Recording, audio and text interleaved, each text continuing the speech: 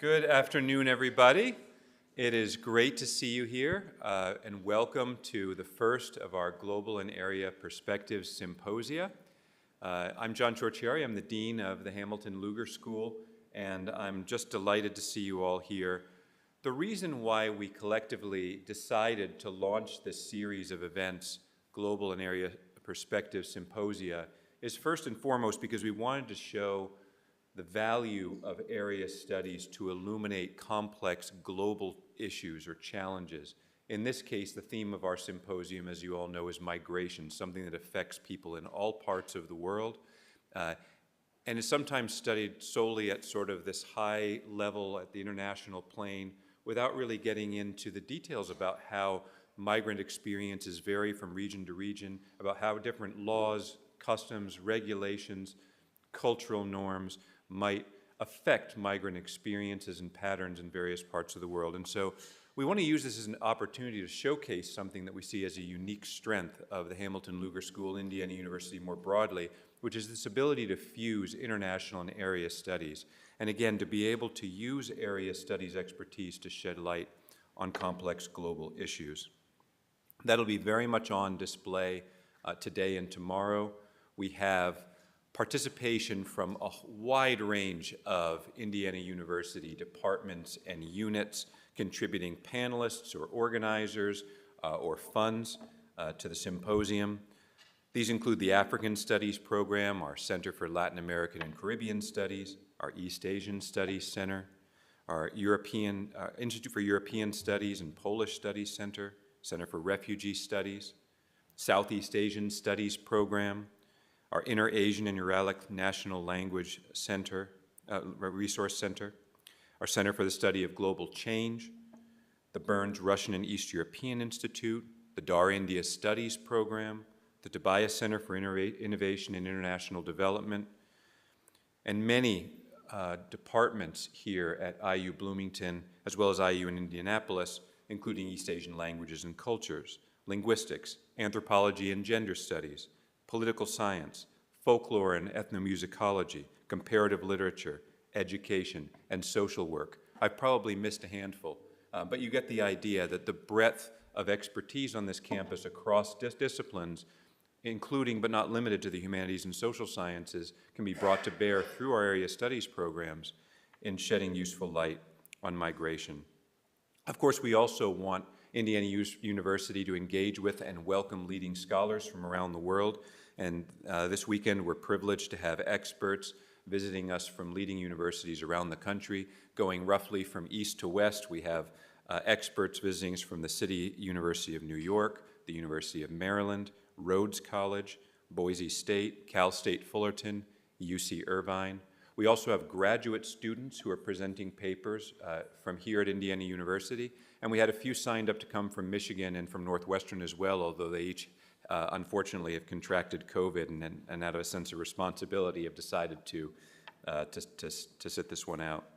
So we have a really rich community of people gathered to study this important theme of migration. Before I get started on the substantive outline of the symposium, let me just thank Heather Doomling, as well as Ethan Hamilton for their great work organizing the symposium. I also want to thank our events and communications team, IU Conferences, and the students who have helped us to organize the symposium. We have many campus partners, as you gather from the long list of affiliated centers and departments I mentioned, but I want to point out one other, which is here in front of me, our Vice President for International Affairs at IU, Hannah Buxbaum, and their office across the street from us, which is a vital partner, not just to the Hamilton Luger School, but more broadly to all of the international and area studies units operating here and elsewhere in the IU system. So thank you, Hannah, for your office's vital work in this area. So what are we going to do in the symposium? In essence, we're going to start with our keynote address by Tariq Riebl in a moment, presenting kind of a global view of migration and some of the broad patterns, themes, challenges, and opportunities that exist. We're then going to shift to a series of panels engaging experts from the departments and universities I've just mentioned to talk about different aspects of migration, in particular regional locales. We're starting with a panel that's going to look at political leadership and the sources of migration, particularly in Africa and Latin America. Tomorrow morning, we'll shift to look at what happens to migrants when they reach the border, literally or metaphorically, and study a little bit about asylum rules and regulations in various East Asian societies. We'll then look inside of countries where refugees have resettled and look at the reception to migrants, including but not limited to refugees in various European polities. And then we'll end by talking about what happens when refugees or other migrant communities become well settled and domiciled in a given area, like here in Indiana, and talk about questions of cultural and linguistic preservation with a focus on the Chin community in Indiana as well as others here in the United States. And so there's meant to be sort of an arc following migrants along their journeys from their places of origin to their ultimate destinations and places of resettlement. And we hope that through these various interdisciplinary lenses and different regional lenses that we'll be able to come out of the symposium with a much richer understanding of some of the many faces of the human experience of migration. And there's no better place to start than with our keynote address. We are privileged to have Tariq Riebl, who's come across the Atlantic from his home base in London at the Norwegian Refugee Council, where he is the Global Program Strategy and Innovation Director. Tariq has directed humanitarian response efforts in more than 15 countries over nearly 20 years for the United Nations, for the International Rescue Committee, for Oxfam, and for Médecins Sans Frontières. And he's worked in crises ranging from civil war in Yemen to droughts and Ebola outbreaks in various parts of Africa to typhoon in the Philippines. Alongside this hands-on efforts that he's led to respond to humanitarian strife, he's also a leading policy advocate on issues including migration, which of course is driven in no small part by the types of crises to which he and others have responded. Educated at Georgetown and the London School of Economics, he's based, as I said, in London.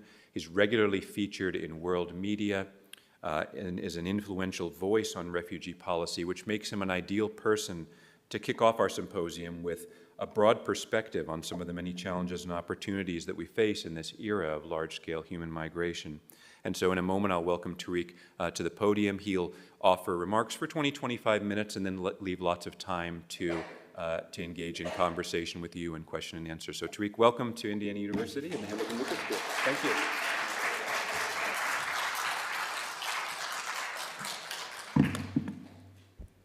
Thank you, John, and thank you everyone for the very warm welcome. Beautiful campus, my first time in Indiana, and at this university, and it's been really wonderful so far.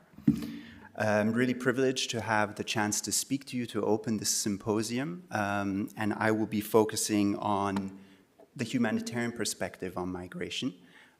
So we could talk about climate migration, economic migration, mixed migration. I'll focus a bit on forcibly displaced persons, give you sort of a landscape of where things are, the state of play, and some of the key issues we're facing.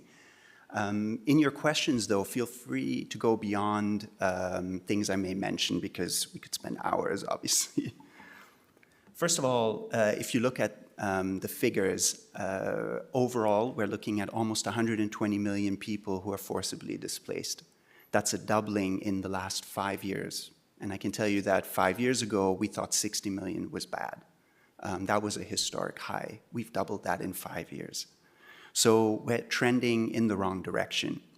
You can also see the different categories. The two distinct ones to focus on here are refugees, people leaving a country to go to another country under protected status that is guaranteed by the UN Refugee Agency, or should be.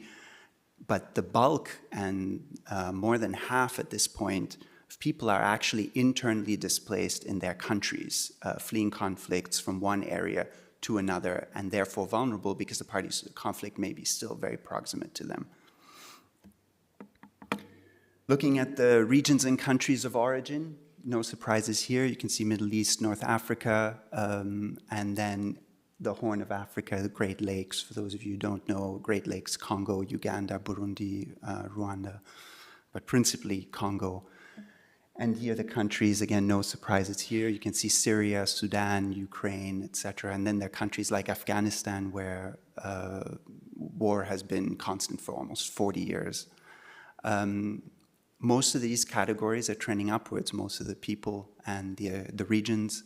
And the Middle East right now is, of course, of extreme concern. Just quickly here, in terms of internally displaced persons, you can see as well, and I would ask you to focus especially on Sudan. Sudan is a number that already is gargantuan after just 18 months of war. Probably is an underestimate, because we just don't have enough means to verify numbers. But we consider half the country, so about 26 million people, in need of assistance of some kind, and a famine that may be the worst since Ethiopia in '84, about to really take place. And just quickly here, to compare with the refugees again, you can see the bubbles. Besides Venezuela, you will see that most are also in those same areas. That means that our system is overwhelmed, the humanitarian system. We can't cope with 120 million people, and that's not counting all the people affected by other disaster types, right?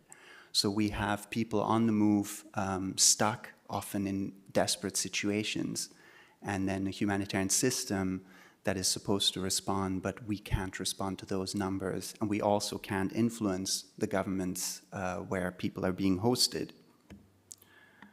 We used to have a concept that we call, or we still call, durable solutions, which is basically looking at how can we help people that flee conflict. There are three principal ways of conceiving of this. One is that you stay where you've moved to and resettle with a new life. A third is that you get repatriated to a third country, often far away from your conflict point of origin. And then the third one is returning to your place of origin, which is often romanticized, but in reality never happens. And I think is one of the big problems that we face, that people push for this because it's the easiest for many of the affected governments dealing with these caseloads, but in reality, this is not a real choice. So it is about resettlement or repatriation. And we have never-ending conflicts everywhere, right? You can see all across the world. There are plenty of places that people don't talk about as much. Myanmar could erupt at any moment. Venezuela has been a huge source of refugees and internally displaced people. You have a country like Congo, which for 30 years has been producing larger and smaller conflicts as a constant.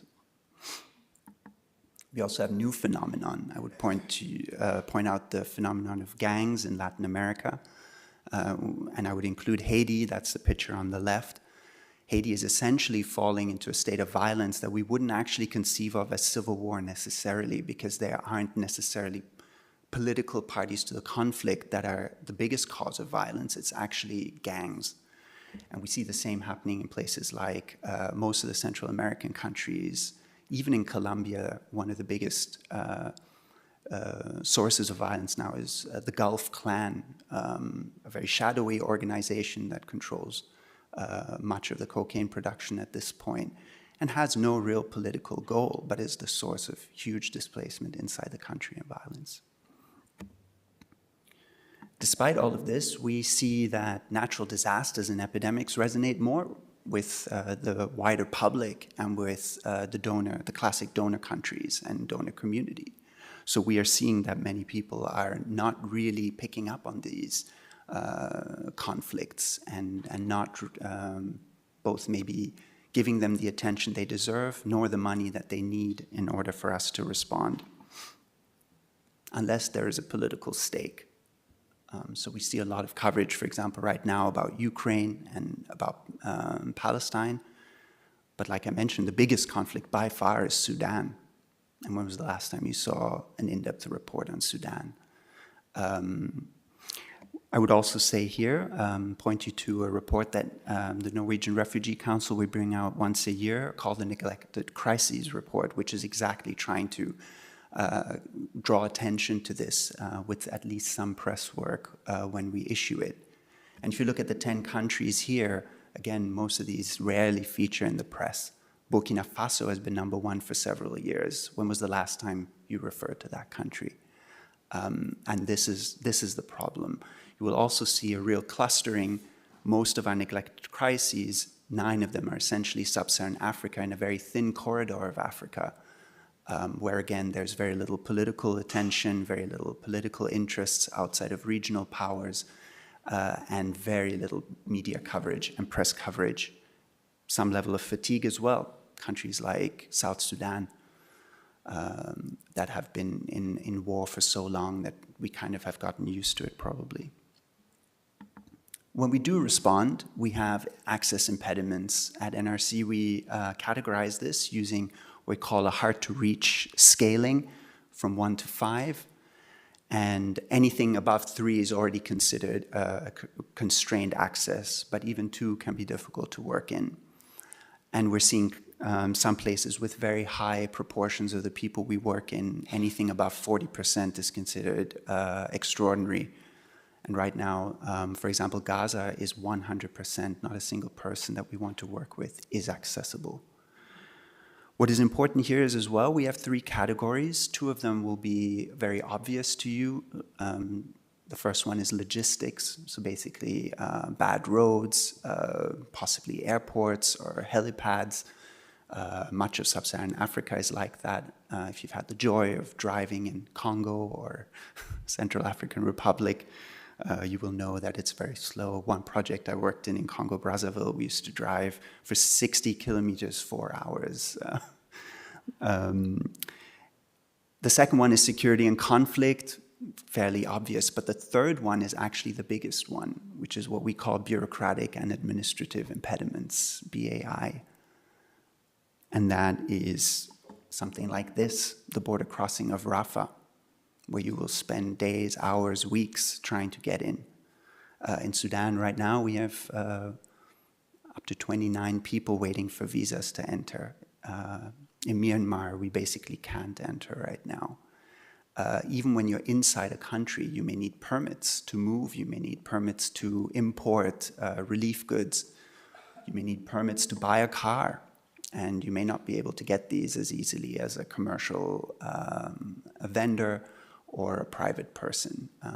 And these impediments are being used more and more in a very systematic way. Following World War II, we actually had a whole way of conceiving of providing humanitarian assistance, specifically in conflicts. The Geneva Conventions in 1949 allow unconstrained access to all humanitarian actors. And no party to the conflict, whether state or non-state, should be impeding this. But the reality is we live in an age of impunity. Here are just a few of the current ones, but I could have put 20 up there. These are more recognizable ones. Draw your attention also the fact I put the White House. I didn't put a face because I think this is one thing which is bipartisan, unfortunately. Even the US government has often been difficult to collaborate with on humanitarian access, and that's something that we call them out on. And even in conflicts like Yemen, where I was as well, there was active support of one of the parties of the conflict at the time, both in terms of weapons, but also in terms of not actively trying to control access. You may also not recognize one person on here, Paul Kagame.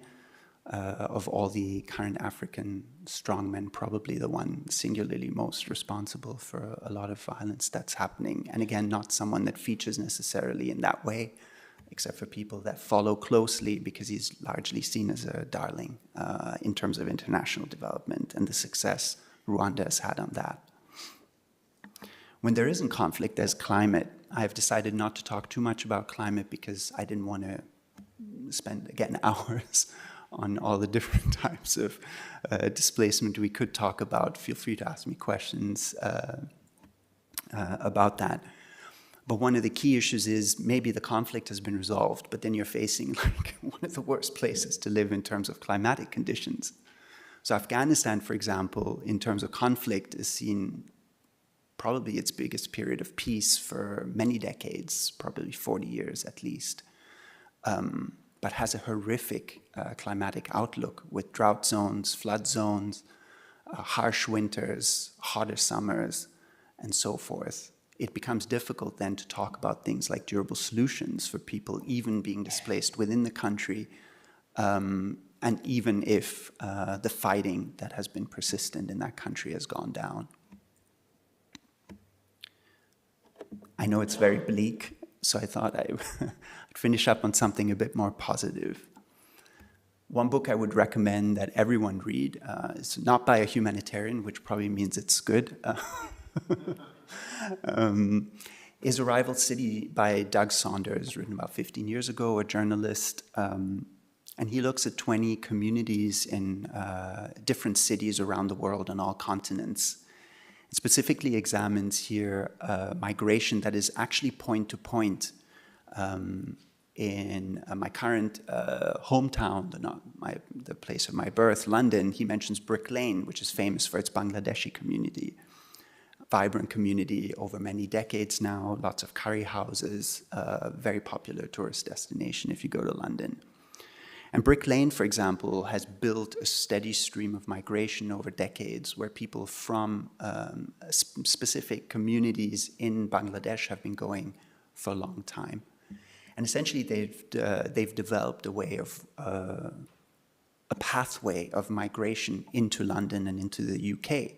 You enter Brick Lane, there's a set of jobs that you can take that even if you don't speak perfect English, you can get your way in, make a bare bones minimum wage.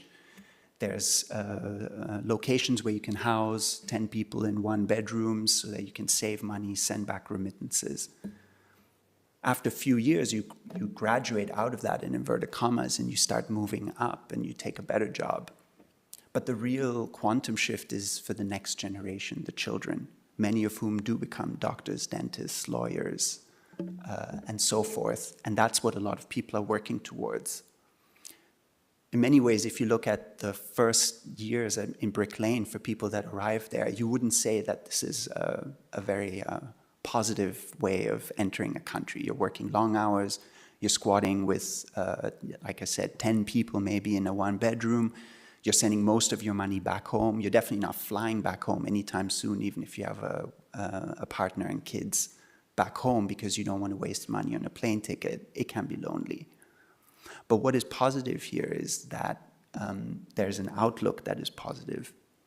He shows other communities like that.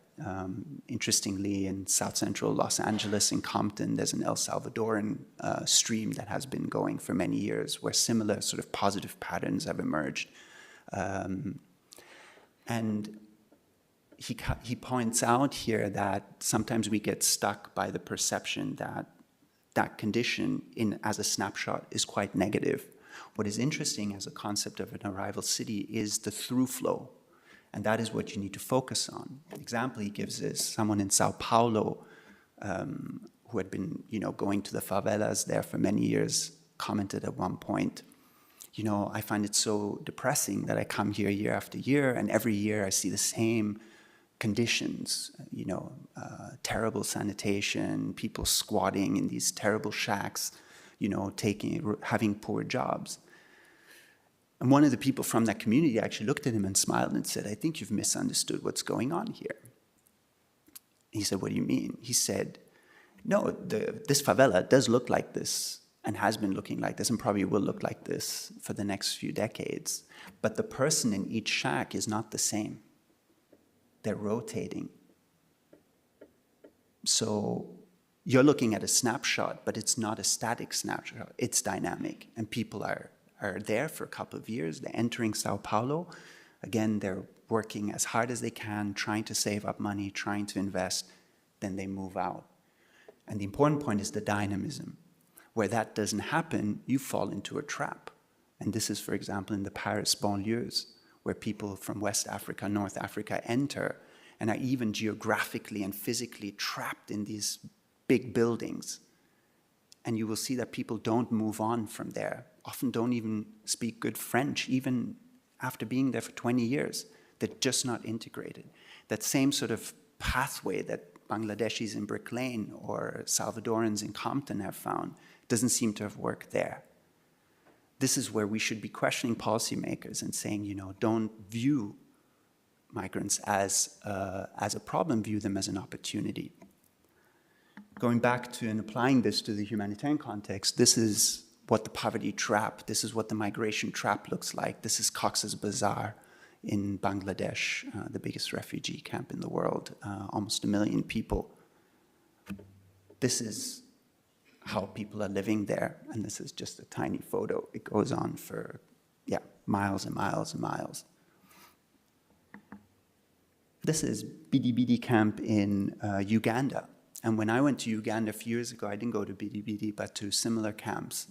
The Ugandan government, which, for all its faults, of which there are very many, has done an extraordinary thing where they, many years ago, decided to allow any refugee, anyone who enters their country, to have their plot of land, have full tenured rights. And it's extraordinary when you go to those camps, and I've been to camps in that entire region, in Congo and Burundi, etc. Congo and Burundi, it looks a lot like that last picture I showed you. In Cox's Bazar, people, in squalor, close up, desperate. Here, you can just see even the geographic distance between the houses. And everyone there owns that plot of land. And you'll see people growing things. And when you talk to people, you see a level of relief, a level of calmness, because they know at least they have this roof. And even if they can't work all the time, they have somewhere they can sleep, and it's their land. And if they grow something there, no one's going to come and take it away from them. No one's going to seize the land. No one's going to make a big condo development out of it. It's their land. Simple policy, but a huge impact in terms of what it can do. This is one of the Norwegian Refugee Council's program in Uganda. These are kids doing school gardening around the school, again, plot of land that belongs to them, so they can garden. So basically what I want to say is that can we view migration like this, where we give people an opportunity, give them dignity, rather than getting them into traps, be it in the banlieue in Paris, be it in Cox's Bazar, be it in Dadaab, refugee camp in Kenya, where people don't exit, and where we then blame them because we haven't even given them an opportunity to advance, when we could have done fairly straightforward things like have been done in Brick Lane or in Compton or in Uganda. I'll leave it at that. And open it up for questions.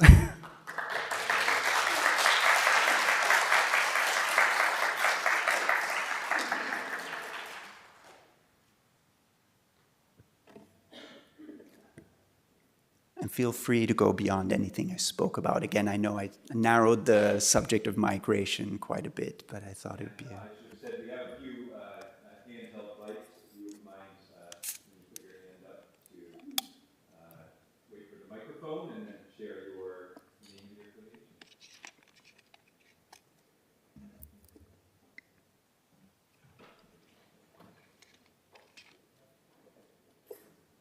Thank you so much. Kelly Berkson, IU. You made a comment on an early slide about people, entities, paying more attention to pandemics and natural disasters. Would you be willing to speak a little more on that?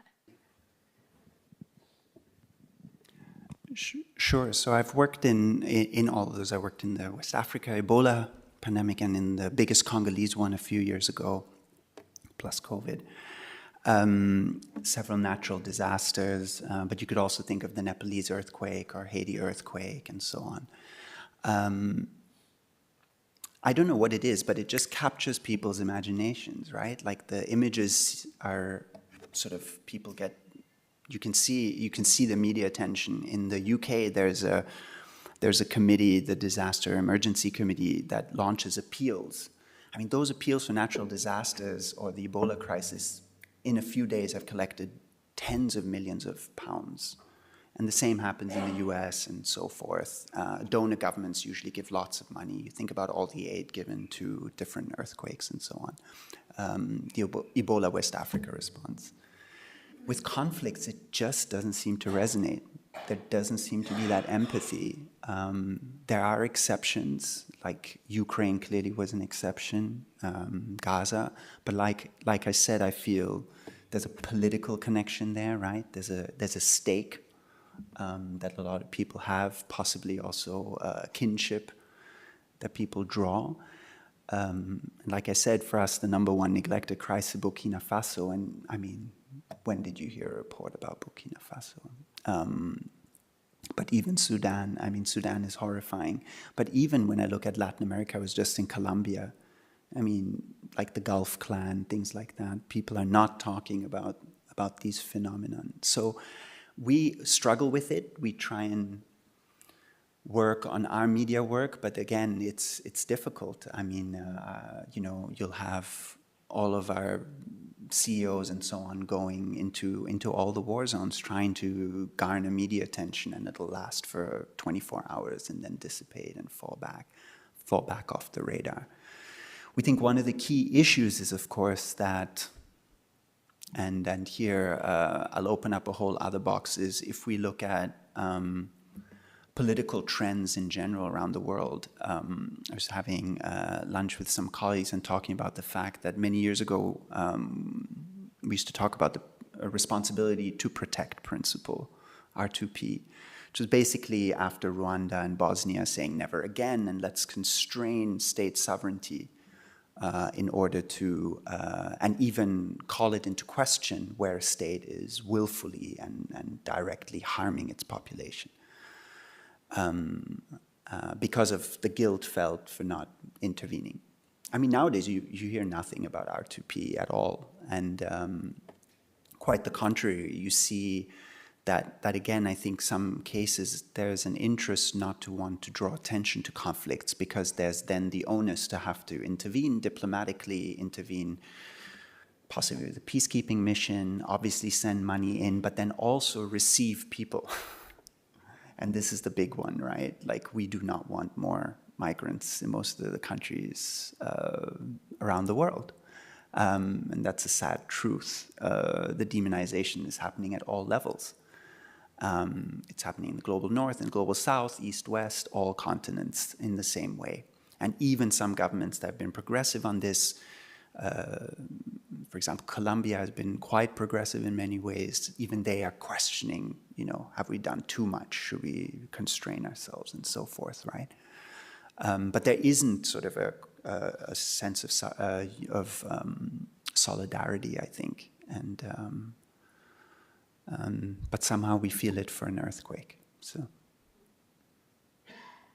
sorry. Thank you so much for the wonderful words. Very clear thesis. I was trying to wrap my mind around really shocking data that you showed on accessibility. And so I was hoping you could speak a little bit more to that. You're specifically speaking about how many people, the access to impediments. Could you maybe just dive in a little bit more as sort of how, is this just the targets that you've set, and how does this look sort of globally, et cetera? My question is not as clear as your thesis has been, but No, this is nerd territory now, so you open Pandora's box. So this is a big debate, but essentially we're cautious about using this too much. It's an internal tool, but basically what we want to say was, if we compare and contrast contexts, which ones are that are fairly easy to work in and which ones are fairly difficult, and why. And so we said we hear a lot of subjectivity, a lot of impressions from the ground. They're often colored by emotions, sometimes by inexperience, sometimes of a lack of context in a comparative manner, right? Most conversations with colleagues in the field start with, "You've never seen anything as bad as this," to which you inhale and say, "Actually, probably yes, unfortunately." So that was sort of the very straightforward way. But we also wanted to start looking at some of these trends that we were talking about. Are things really getting worse, yes or no? And how are they getting worse? And so our team who work on access, who actually one of the teams I directly line manage, they started thinking about this over many years, and there are three categories that emerged. So logistics, conflict, and then bureaucratic and administrative impediments. And again, so conflict and logistics are very graphic and easy to understand, right? And so we also are it's easy to describe them, easy to quantify. The one that really became, though, the most important in almost all the areas we work in is bureaucratic and administrative impediments. And this was initially something that was less prominent, but then certain states have been entrepreneurial in developing quite excessive systems of control. And interestingly, we started seeing other states referencing these states, actually. So they are seen as sort of having pioneered strategies that are then used. And so you will start seeing this sort of the same patterns. So it starts with the visas, and then it goes into huge amounts of sort of Orwellian bureaucracy and bureaucratic language, and then sometimes into complete lack of access. You think about Sri Lanka in 2009, during the final campaign, they literally asked every humanitarian agency to leave. When they didn't, then they ordered them and said, "We will carpet bomb you with everyone else." And those sorts of strategies happen all over the world at this point. So you start seeing them being used in a very precise manner. So sort of knowing that we are often on the front line, and unlike journalists, we remain close. So when I'm in a country, I'm not there for 2 days to do a story, I'll be there for 6 months. And we're dealing with all these populations, right, that are not necessarily politically connected. So we're gathering testimonies and witnessing things and so forth. And they're also so that is one of the big concerns, the witnessing. Place where that became really apparent was when the media isn't present. For me, that was Yemen. When I was in Yemen at the outset of the civil war in 2015, I couldn't believe that no one was talking about this, which was one of the worst aerial bombing campaigns of all time, I would say. It was incredible. I would have airstrikes for 5 hours at a time, every single day. 5 hours every 45 seconds an airstrike, And that was just Sana'a or just Taiz or one of the cities where I was. Our other teams were reporting simultaneously across the country every day. And that happened for probably 6 months to a year. And with the US doing the aerial refueling so that, it was a conveyor belt of planes. For people that don't know, the Saudi Air Force is the world's second largest. Yes. it also has more Eurofighters and more Typhoons than any European country, and it has more tornadoes than the Royal Air Force of Britain. So just to put things in perspective in that way. But then there was no coverage. People weren't even talking about it. And so I think we started seeing also how far these access constraints go, and then also being unable to talk and raise awareness. You will see this is very complicated because you can argue about almost every single country. Like I said, one that's fairly straightforward is Gaza, but on many others you could do plus minuses. These are also based only on the areas of the country we work in, and we don't obviously as an organization work in every affected part of every country, so it's skewed. So we don't use it too much publicly. In this forum I think it's really interesting, but it's interesting to think about this.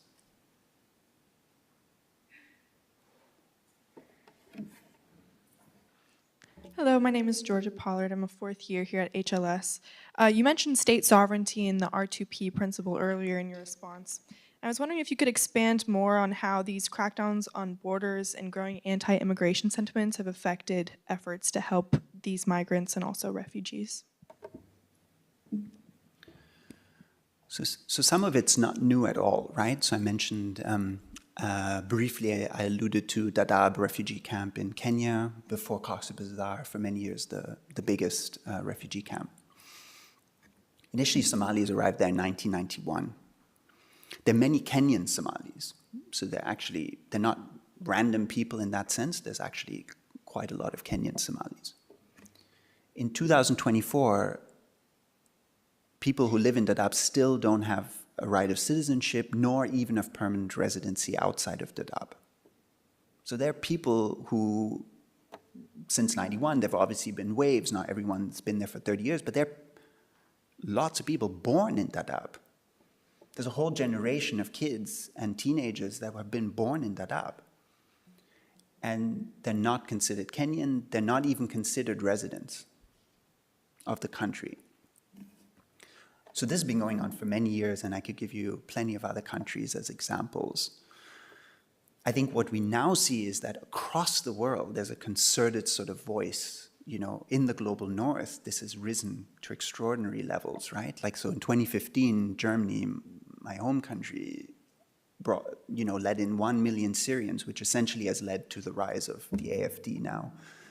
And Merkel knew, it's quite extraordinary, she said, I know this will cost me, the future, essentially, of my government. She still did it, so, that's one of the very rare examples of political courage, if you want to call it that, where someone said, I know that I will lose elections because of this, but I'm going to do it because it's the right thing.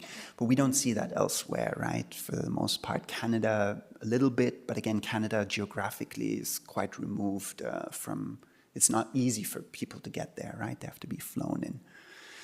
So I find it quite extraordinary in the global south as well, how this is happening, how harsh governments have become in their rhetoric, in their language, and in their policies. So I think what's extraordinary is that country after country, and again, I mentioned some of the exceptions, Uganda, Colombia, but they're easy to mention because they're so few and far between. So I think what's extraordinary is this rise, and then that sort of course, becomes an echo chamber where people are hearing each other saying the same things for political expediency. So there's no reason then for you who's going to step out and be different. So I think that notion of sovereignty, of course, also then plays into what I meant with R2P, which is that when do we infringe on a state's right to essentially kill people at scale? And we didn't see it happen in Syria. We didn't see it happen in, almost any other conflict. But, right now we have several conflicts ongoing where it's extremely stark. And what we witness, I think Gaza, of course, is shocking, but there's many others. And then this now almost, the question of sovereignty isn't even being challenged anymore. It's just a given, regardless. And I think 20 years ago, 30 years ago, when 30 years ago, I guess, time, when R2P was sort of, something that people were talking about. It was like, no, sovereignty isn't just a gift forever. It's something that also needs to be earned by values and human rights, sort of, following human rights. So I think, are we going to go back? Sometimes these pendulums swing, and maybe we swing back to, maybe there's another event like Bosnia or Rwanda that captures the imagination. Although we have plenty that fit that category. I mean, even Ukraine, for all the criticisms we can level about disproportionate support and so forth, like 1 million people have died in that conflict, right? In Europe, not Africa, like not some small country, like in Europe, 1 million people. That's extraordinary. Plus, all the millions have been displaced and entire cities leveled. So that sort of, propensity to violence is definitely coming back in a big way. But I think I think sovereignty is a key notion here in terms of how we question.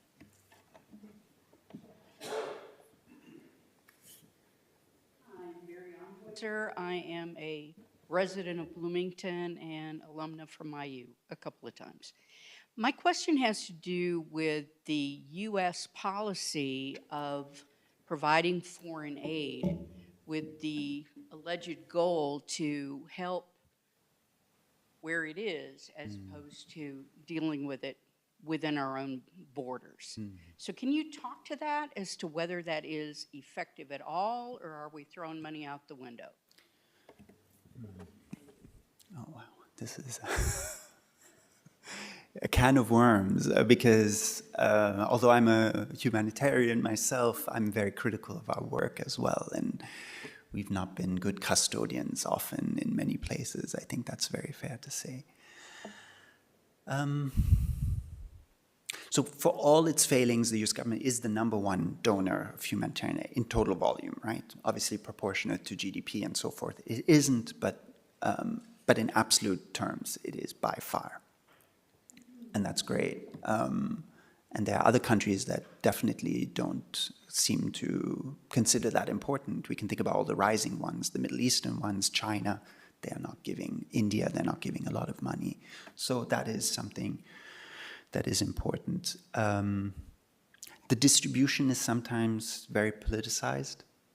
So obviously Ukraine comes to mind, but then also who doesn't get, essentially, right? The Central African republics of the world that just don't get the same money. So the money is not necessarily being distributed by need, but by political attention, sort of that the crisis has. Or if there's a specific lobby group interested in pushing a certain cause over another.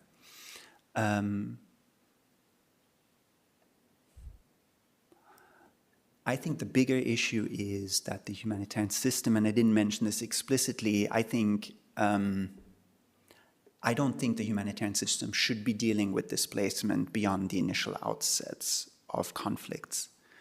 And I feel the failings are much more that by allowing us to have to deal with this, our skill set is too limited for the long-term needs that people need, because they're not humanitarian in nature.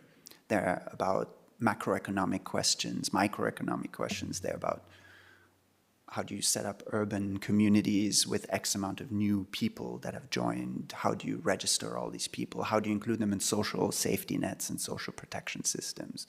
How do you create jobs for everyone and education and enough? How do you broaden the healthcare sector and so forth, right?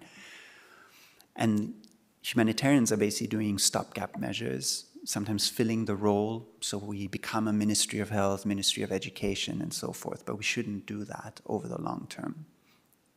So maybe one thing that needs to happen is that we divert the attention from actors such as the organization I work for and towards the instruments of development and so forth that can then deal with people in a more structural way. And these are discussions that happen between the humanitarian and the development sector, but I think need to be more forcefully pushed, also in the way money is allocated. So for example, Dadaab, after 33 years, is still being funded by humanitarian funding pots, and the recipients are humanitarian agencies. Why isn't it considered a city in Kenya with 600,000 people? You know, but it isn't. It's still considered a humanitarian caseload. The other question is then, of course, and I think the EU and Turkey would be maybe what you're also alluding to, are we funding Turkey to keep Syrians in Turkey because we don't want them moving further north? And the answer is yes. We know because, they said that, everyone said that. But is that good then for the Syrians in this case, right? And so I think that's where it then becomes difficult. Some of it's about geography. The US is dealing with people from Venezuela because Venezuelans have direct access, if you will, through the Americas, and people from Africa don't. So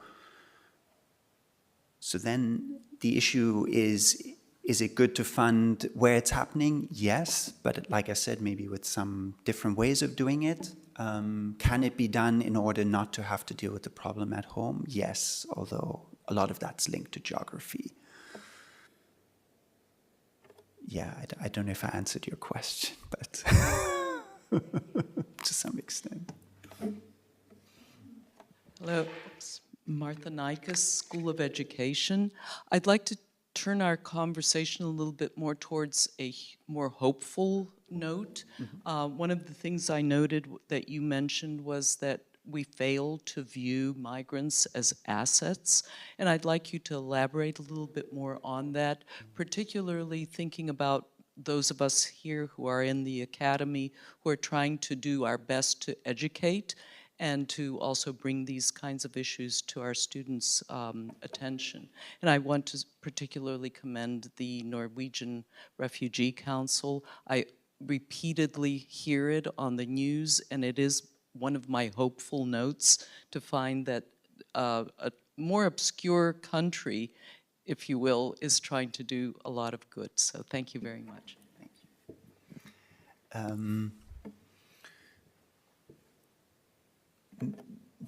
Ultimately, migration is nothing new, right? All of us are descendants of migrants in some form. It just depends how far back you go, with some exceptions. So I think it's more about realizing why do some migrants succeed and why others don't. And like I said, I think I love the Rival City book because it's looking at 20 different cities across all continents. So it's really not about some sort of, regional, unique exceptionalism or anything like that. And I think ultimately it's about providing, understanding what someone arriving in a new place needs, which is, first of all, empathy and dignity, but second of all, a very practical things such as being registered. One of the things we do is what we call legal protection, which is a very boring term for a very important thing, which is about trying to get people birth certificates, trying to get them ID cards, trying to get them registered, and so forth. It can be so terrible for you if you are working without ID, because you just can't even apply for jobs, you can't get a bank account, you can't rent. Simple things like that have a huge impact. I think also one of the important things is to realize how most migrants want to help themselves, but somehow are viewed as dependency burdens. And I think it then becomes this tautology and a self-fulfilling prophecy, because by not enabling them to enter into, for example, learning a language or having a job, well, they become a dependency, which then reinforces the notion that they are a dependency. So we have to break this tautology and this vicious circle and basically say, let's give them a chance and let's identify what they need. Also, let's identify what they don't need. So an interesting example is the World Bank in Mumbai a few years ago decided to take a slum and raise it to the ground and erect a really nice apartment building and give the deeds of those apartments to the inhabitants of the slum. They came back a year later, not a single of the inhabitants was living in those apartments. They'd all rented them out or sold them. So they went back to the people and said, I mean, do you not like the apartment? Like, it's so nice and so forth. They're like, yeah, but it's too nice. Like, I am at my level of economic development, this is a disproportionate expenditure or a disproportionate cost. I can use that income that I can make from renting or selling the place to invest in making a little business or investing in the education of my kids. That is more important right now than living in a fancy place. So sometimes we're also projecting things onto people, right? And like I said, this like the person saying, man, this favela in Sao Paulo, what a trap. It doesn't have to be a trap if the person can save all this money by just living on very poor sort of living costs for a while. So I think it's also about really scrutinizing and talking to people and saying, what do you need, but also what don't you need? What are the sort of things that we could waste money on? One simple thing that we also have to work a lot on is language. Language is a huge impediment because you can't participate in the economy, kids can't go to school, they need to be in parallel schools. Can't join like a school of that country just because they don't have the language. So there are very specific things that can help. And then there's some things that we might think are nice, but actually cosmetic. So I think that's the policy. That's where policy needs to be smart. I think we're done. One more.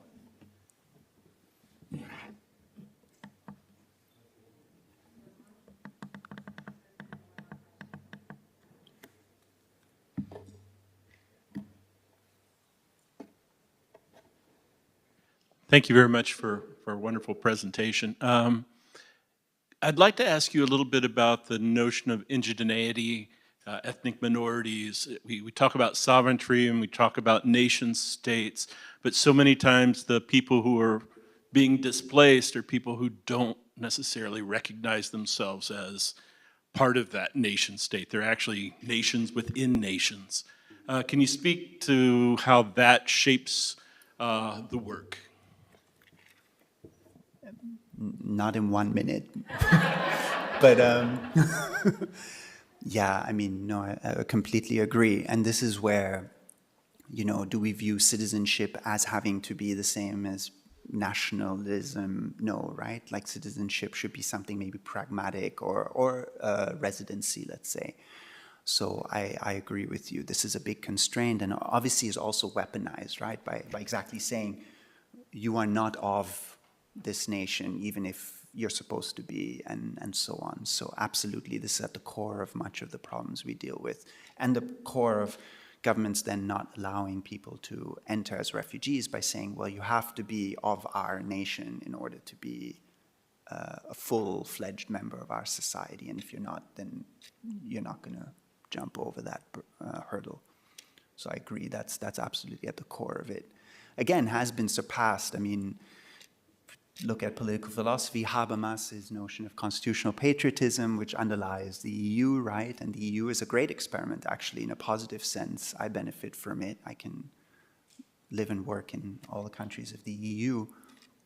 I chose the one that fled the EU, but that's some sort of perverse masochism, maybe.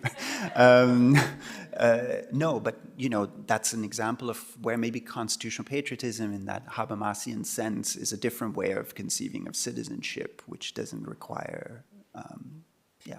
And at least there's one experiment looking at that, but yeah.